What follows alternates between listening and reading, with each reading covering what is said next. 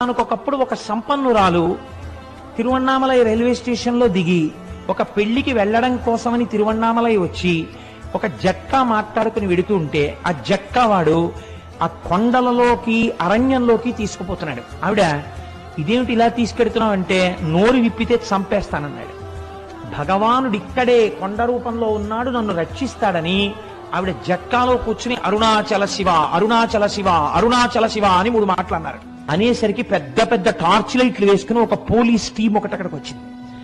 వచ్చి వెంటనే ఈ దొంగని పట్టుకుని దేహశుద్ధి చేసి ఆవిడ్ని కారు ఎక్కించుకుని పెళ్లి జరగవలసిన కళ్యాణ మంటపం దగ్గరికి తీసుకెళ్లి ఆవిడ్ని విడిచిపెట్టారు.